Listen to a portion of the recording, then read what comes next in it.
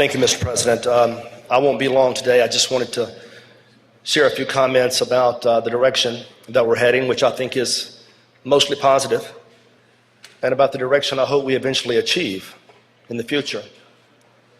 And I don't want to bore you, but I do want to remind you that this country has a long religious history. It can be argued the very revolution itself was founded on religious freedom. The state of Mississippi, any state for that matter, any government of that matter, exists primarily to protect the natural rights of its citizens. Each of you, upon birth, were granted inalienable rights from God. The state of Mississippi has a responsibility to make sure those rights are protected. Unfortunately, our history in this state has not been the best at protecting individual liberty.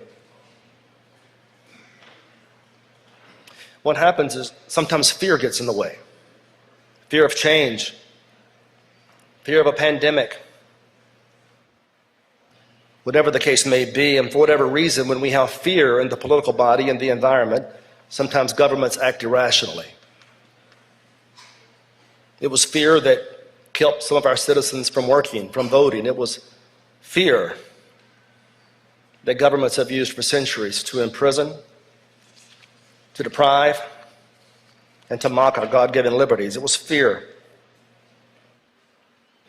We saw in this country over the last couple of years a reaction to a pandemic, and many governments, municipalities, states, and the federal government reacted very, very aggressively, driven by fear. We were told to follow the science, but as the science evolved, it seems no one wanted to discuss it. At the core of this very debate, at the core of everything we believe, is individual autonomy. It may not seem like a civil rights issue, but it is a civil rights issue. A person has the right to control what goes into their body. That's notwithstanding the religious aspect of this. That's just a core American principle. And that's why I support this bill. I, however, wish it went just a little bit further, and here's why. The religious liberties we have are so precious and so sacred. If one American is deprived of those liberties, then we all suffer. And right now, because of confusion in the law, people are suffering. Our state agencies are depriving people of their rights summarily, without review. That is unconstitutional. It also violates the 1964 Civil Rights Act. It is opening up litigation, and we will all have to pay that price. But perhaps worse than that, the poor individual that loses his job or his promotion or his ability to advance because of some state action, some government-imposed action.